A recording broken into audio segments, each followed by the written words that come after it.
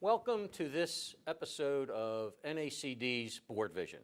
Today I'm here with Jim Liddy, Vice Chairman Audit of KPMG, to talk about their recent private company survey.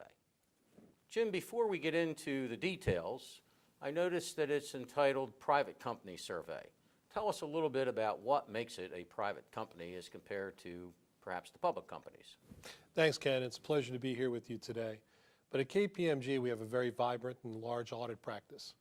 But within our audit practice, we've got to be cognizant of the different component elements of the companies that we serve. Our private markets practice, our private markets group specifically, is a very, very large component of our underlying business.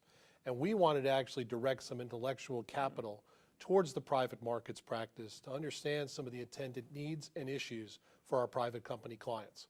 A little bit different than our public company client base, which is, as you know, pretty heavily regulated, and obviously we spend a lot of time there.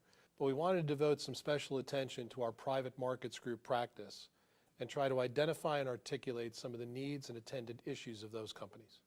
Terrific. Well, the private company business isn't really new for you fellas, is it? I mean, you've been doing this for quite a while, haven't you? Absolutely.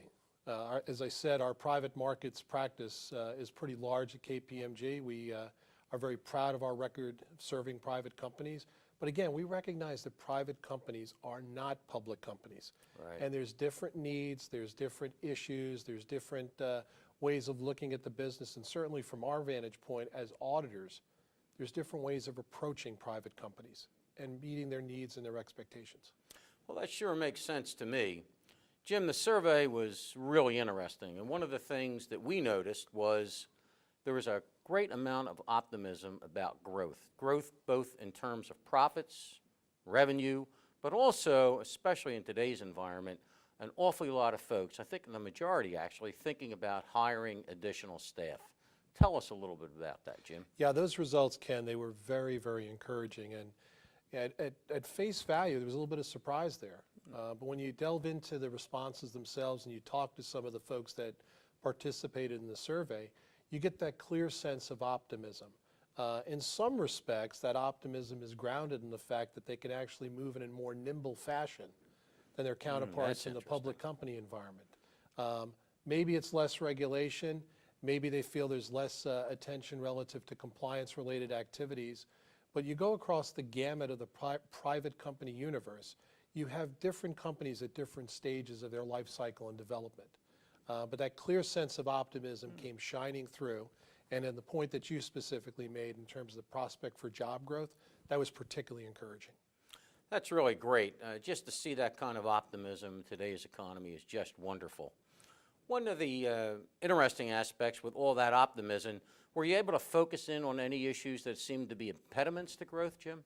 Yeah, as you talk about impediments, one of the things that comes to mind is the governance structure in the respective companies.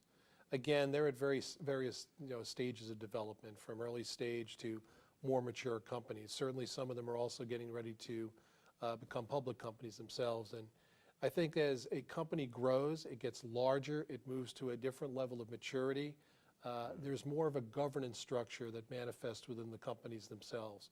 There is some question as to whether or not management attention will be more focused on governance, risk, compliance, et cetera, and less on the markets and the products and services that are being offered to the markets. So I wouldn't necessarily call that impediments per se, but again, I do think as a company reaches a different level of maturity, there are other considerations from a strategy and a governance perspective. That structural matter is really important and interesting to me. I noticed that about 4 out of every 5 had an audit committee.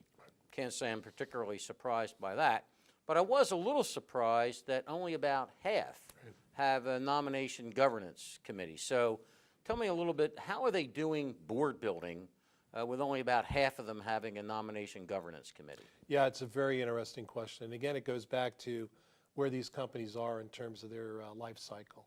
And you can also appreciate in a number of situations, private companies, there's a lot of family partnerships and a lot of family management teams that manage these particular companies. So they're at various stages of maturity. And I do think from a board building perspective, you've got to look across the gamut of issues. What are their product? What's the product that they're offering to the market? What geographies are they doing business in? What's the level of maturity within the company? How does you get the intersection of strategy and execution? How does that come together? So while they do have audit committees, there oftentimes can be questions about whether or not you are getting the multidisciplinary competencies that you'd like to see in the board environment. Well, that is really a challenge, and I've heard that from many private company entrepreneurs as well as board members. Jim, I think we can all agree that there are some discernible differences between public company directors and private company directors, and for some very valid reasons. So if you were a private company director, give me the 2 or 3 takeaways that I should have after I've reviewed your survey. Yeah, I think it really comes down to people and perspectives. I think when you look at the survey, the sense of optimism, the prospect for job growth, also the nimbleness in which a private company can operate, I think you've got to step back and you've got to look at how the people shape the practices of the companies themselves, and what does that tell you about their ability to compete in the marketplace, whether it be nationally or multinationally. But you've also got to bring perspective into play. Obviously, we've got a rapidly changing and evolving economy. You've got the impact of social media and other technology initiatives and stuff. And you've got to step back from a board perspective and ask the question, do you have the right perspective to compete today, but as importantly, to be competitive tomorrow? Jim, we talked about the differences and some of the similarities between private companies and public companies. When KPMG is going in to do an audit, public versus private, are there differences in the approach between the two? Absolutely. There are very important differences between public and private companies. KPMG, the other big 4 firms, the public accounting profession in general, we are regulated. Does that influence how we perform an audit in accordance with the PCAOB standards in the public company environment? It certainly does. But I think from a private company perspective, we can't operate with a one-size-fits-all mentality. We've got to be really sensitive to the differences that exist between private companies and public companies. The nature and degree of work that we will perform in the private company environment can and should be different than the nature and degree of work that we perform in the public company environment.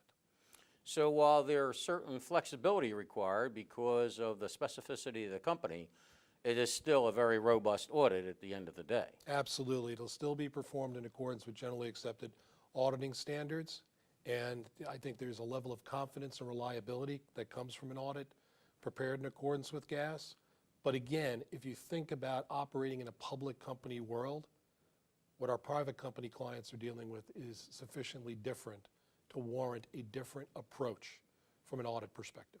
Private companies have their own set of complexities and challenges, and what they should and can expect from their public accounting firm is to deliver quality insight and perspective, not only to deal with the challenges and priorities of today, but also to help you look around the next corner as to what's coming down the pike. Well, thank you for participating in today's BoardVision episode for the NACD members. Again, I'm here with Jim Liddy, Vice Chairman Audit, KPMG. Extremely interesting survey. Urge you to download it. I think you will find it to be a rewarding experience. Jim, thank you very much. Thank you, Ken, and thank you to the NACD. Absolutely.